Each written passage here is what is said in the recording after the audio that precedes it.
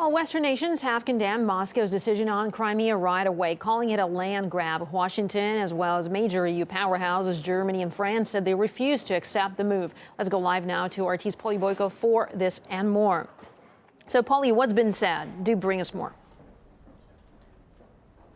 Well, the tough rhetoric is coming in thick and fast. The European powerhouses have been pretty unequivocal in denouncing and rejecting the referendum in Crimea, as well as the incorporation of Crimea into Russia. The UK Prime Minister David Cameron has said that there will be serious consequences. The US Vice President Joe Biden has demanded harsher sanctions against Russia in response to the latest developments. And William Hague, who's just been speaking from Parliament here in Westminster, has said that this will further isolate Russia. He's announced that Britain has ceased military cooperation with Russia. He's also suggested that the G7 nations from now on will be meeting as a group of G7 without Russia included.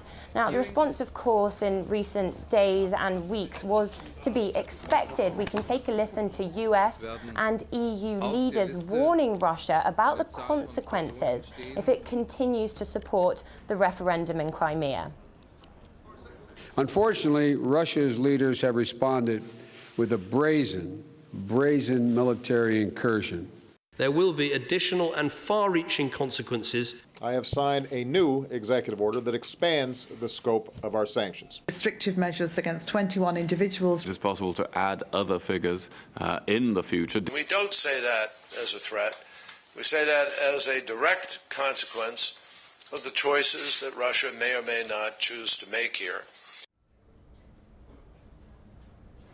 Now, in terms of the response to the sanctions that we have now, the response from within Europe has been quite split. Yes, there are those calling for tougher measures, but at the same time, from within the EU, there are those who are wary of imposing tougher trade sanctions against Russia. They say that, yes, they would be detrimental to Russia, but taking into consideration the economic situation in Europe at the moment, they could be very detrimental to the EU as well. Now, in terms of the political response, it's not just limited to the US and the EU. Yes, we've just had a plethora of indignant comments streaming from the US and the EU, and I'm sure there's going to be more to come. But there are other political responses to what's happened across the international community.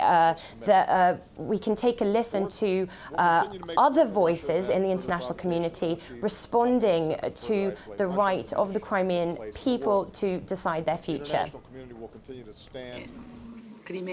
It's impossible to continue playing the role of guarantor of global security when the approach depends on which country you are dealing with. In the case of Crimea, it turns out the referendum is a bad thing. But when the Falkland Islands want self-determination, it's a good. This doesn't stand up to analysis. All right, Polly, thank you so much for this update. Polly Boyko there.